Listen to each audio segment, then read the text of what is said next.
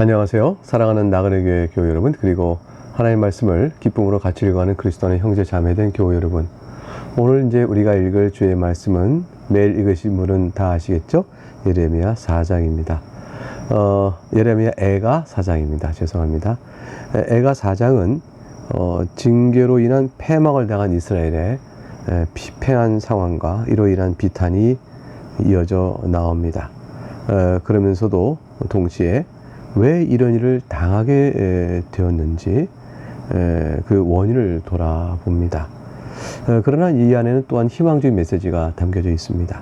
그것은 하나님께서 이스라엘에 대한 징계를 마치시고 그걸 종결하시고 이방인을 심판하실 것이라는 선언도 있는 것이죠. 내용을 살펴보겠습니다. 1절, 슬프다. 어찌 그리 금이 빛을 잃고 순금이 변질하였으며 성소의 돌들이 거리 어기마다 쏟아졌는거. 성소의 돌들이 거리 어기마다 쏟아지려면 다 무너졌다는 얘기죠. 회파됐다는 얘기입니다. 금이 어떻게 빛을 잃고 순금이 변질할 수 있겠어요? 그런 일이 없습니다. 그런데 그런 일이 있다는 것은 어떻게 이스라엘 백성이 망할 수가 있겠어요? 하나님의 백성인데. 그런데 그런 일이 벌어진 것입니다. 도대체 어떻게 이렇게 되었을까?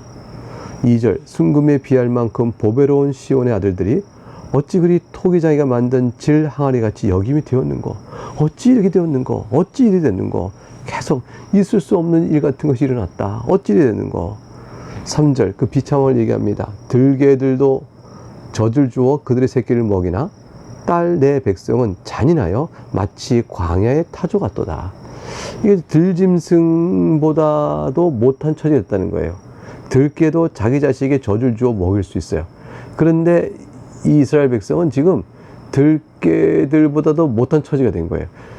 젖을 주어 어린아이와 자기 새끼를 먹여 기를 수 있는 형편이 못 될 만큼 망해버린 겁니다. 젖을 주기는 고사하고 자기 자식을 돌보지 못한 처지가 됐어요. 그래서 광야의 타조 같다라고 되는데, 광야의 타조도 물론 자기 새끼를 잘 돌보고 알도 잘 부화시켜야 되고 그렇게 노력을 하겠죠. 근데 광야의 타조가 알을 부화해서 땅 위에 이렇게 놓고 또 땅에 구덩이를 파고 넣긴 하지만 알의 유실 또는 알의 부화율이 좀 떨어진다고 합니다. 그래서 마치 이제 타조가 잔인하게 알을 나놓고 그걸 돌보지 않는 것처럼 이제 빗대서 표현이 된 거죠. 그래서 내 딸 백성은 잔인하다. 너희는 자식을 나놓고 자식을 돌보지도 못한 처지가 되고 오히려 그것을 뒤에 보지만 자식을 먹어버려요. 삶아 먹습니다. 그냥 비참한 대가가 되어버린 거죠. 그러니까 들깨의 개보다도 못하게 됐다는 것이라고 말하는 것이죠. 4절, 젖먹이가 목말라서 혀가 입천장에 탁 붙으며 어린아이가 떡을 구하나 떼어줄 사람이 없도다. 떼어줄 사람이 없다는 건 사람이 없다는 것이 아니라 떼어줄 떡이 없다는 거예요. 그래서 떼어줄 떡을 가진 사람이 없다는 겁니다. 목말라 혀가 입천장에 붙었다. 그냥 죽어가는 아이를 바라보는 것이죠. 5절, 맛있는 음식을 먹던 자들이 외롭게 거리거리에 있으며 이전에는 붉은 옷을 입고 자라난 자들이 이전엔 걸음더미를 안았도다. 이게 어렵고 힘든 사람들만이 당하는 고난이 아니고 총체적인 무너짐이니까 그 좋은 옷 입고 다니던 고관들도 다 걸음더미에 앉은 자가 되고 만 거죠. 6절 보니까 이 모든 것들이 어찌 이렇게 됐는가 질문할 때 답이 나와요. 6절, 전에 소돔이 사람의 손을 대지 아니했는데도 순식간에 무너지더니 이제는 딸 내 백성의 죄가 소돔의 죄악보다 무겁도다. 바로 이래서 그런 겁니다. 소돔과 고모라, 하나님께서 유황불로 던져서 패망시켰잖아요. 죄악이 너무 커서. 근데 그들의 죄보다 더 큰 죄가 있고 무겁다는 것이었습니다. 그러니 이들이 당한 이 비참함이 설명이 돼가는 거겠죠.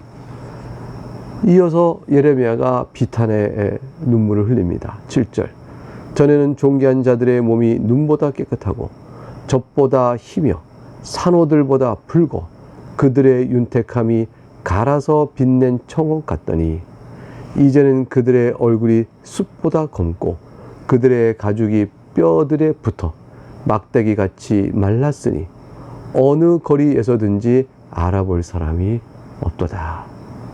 칼에 죽은 자들이 주려 죽은 자들보다 나음은, 칼에 죽은 사람이 주려 죽은 사람 낫다.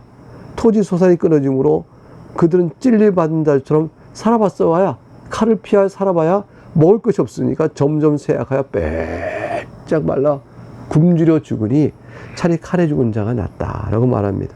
10절 딸 내 백성이 멸망당할 때 자비로운 부녀들이 자기들의 손으로 그 다음 볼까요?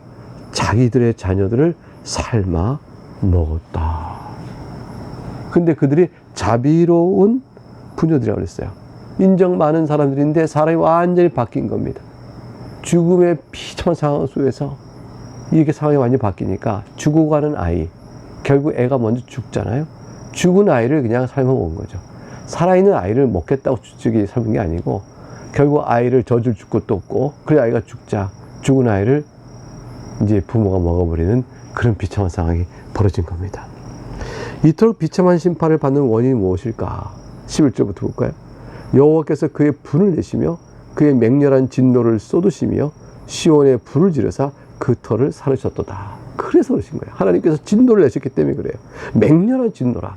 하나님의 진노란 그 말 자체가 얼마나 무서워요. 그런데 맹렬한 진노라고 했으니 어쩌면 좋아요? 12절 대적과 원수가 예루살렘 성문으로 들어갈 줄은 세상의 모든 왕들과 천하 모든 백성이 믿지 못하였었도다. 설마 예루살렘 성문, 하나님의 시온성, 하나님의 언약의 백성들이 있는 곳, 또 성전이 있는 곳에 이곳에 대적과 원수가 감히 들어온다? 못 들어온다. 하나님 지키신다 라고 했는데 감히 생각지 못한 일이 벌어지고 있는 겁니다. 하나님께서 이스라엘 백성을 보호하시죠. 아무도 하나님 보호하신 백성을 손댈 수 없습니다. 그런데 하나님의 손을 그 백성에게 손을 거두시면 하나님께서 그들에게 향하여 얼굴을 돌리지 아니하시면 그러면 그 백성이 스스로 어떻게 자신을 이방으로부터 보호할 수 있겠어요? 이방이 그냥 덥석 물어버리는 겁니다. 그러니까 예루살렘의 힘과 능력과 그 강함이라는 것은 하나님에게서 오는 거거든요. 근데 하나님을 떠나버리면 어떻게 되겠어요? 이렇게 망해버리는 겁니다.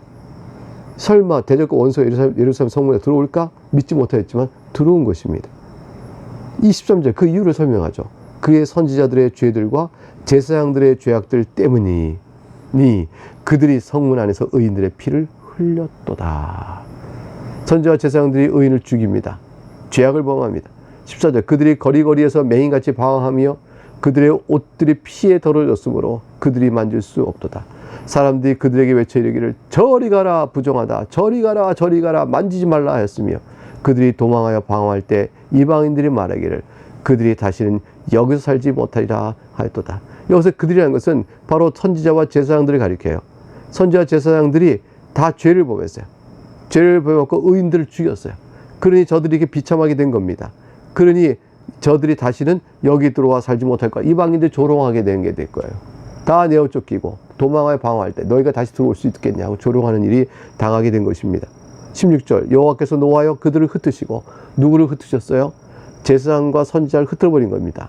다시는 돌보지 아니하리니 그들이 제사장을 높이지 아니하였으며 장로들 대접하지 아니하였음이로다. 여기서 말하는 것은 본문의 번역이 좀 애매한데요. 그들이란 것은 이방인들이에요. 그 이방인들이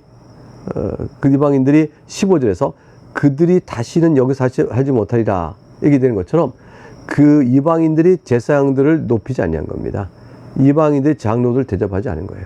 저들은 다 뭐냐면 15절에 그들이 다시는 여기 살지 못하리라 한 것처럼 내쫓은 형편을 놓고 조롱하고 그러기 때문에 이방인들이 제사장 높이겠어요? 이방인 제사 장로들 대접하겠어요? 그러니까 여기서 16절에 나온 그들과 그들이 주어가 달라요. 여호와께서 16절에 여호와께 노하여 그들을 흩으시고 이제 그들의 것은 제사장과 선지자들이에요. 그리고 그들이 제사장을 높이지 아니하면 장로를 대접하였다. 여기서 그들이란 것은 이방인입니다. 여호와께서 내쫓은 것은 장로와 선지자와 그 다음에 뭐죠? 제사장들이고요. 또 그들을 높이지 않고 그들을 대접하지 않고 그들을 조롱하고 비난하는 것은 이방인들인 겁니다. 17절 우리가 헛되이 도움을 바람으로 우리 눈이 상하며 우리를 구원하지 못할 나라를 바라보았도다. 이 구원하지 못할 나라를 바라보고 의지했어요. 혹시 우리의 도움이 되나? 우리를 도우러 원군을 보내줄까? 군대를 보내줄까? 저들이 힘으로 우리를 보호받고 싶다. 누굴까요? 애굽이었습니다. 바벨론의 포로로부터 우리를 지킬 자가 저들이다 하고 애굽을 바라봤는데 우리를 구원하지 못할 나라였다는 것을 지금 말하고 있는 거죠. 그들이 우리의 걸음을 엿보니, 여기서 그들이라는 것은 이것은 바벨론이에요.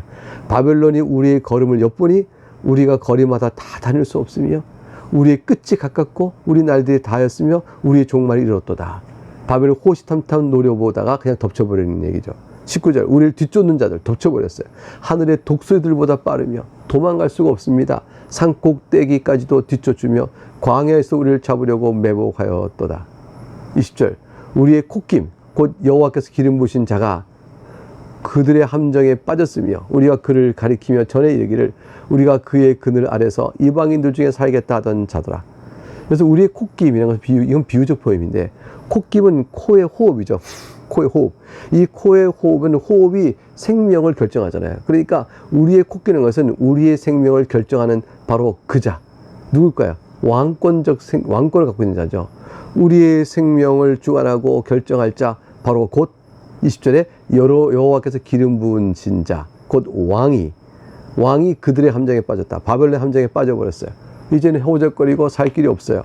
우리가 그를 가리켜 말하기를, 그 왕을 가리켜 말하기를, 전에 이르기를 우리가 그의 그늘 아래서, 왕의 그늘 아래서 이방인들 중에 살겠다. 이 이방인들 중이라는 것은 이방인을 의지하며 살겠다는 뜻이에요.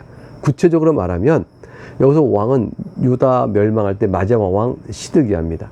그러니까 우리가 전에 시드기야를 가리켜 말하기를 시드기야 왕의 그늘 아래서 시드기야가 의지하고 있는 애굽의 힘을 의지하여 그 그늘 중에서 우리가 살 것이다 라고 말했다. 바로 그렇게 말하는 것입니다. 근데 어떻게 될까요? 헛것이 되고 말았죠. 21절. 이 예루살렘이 결국 멸망하니까 21절은 우스 땅에 사는 딸 에돔아 즐거워하며 기뻐하라.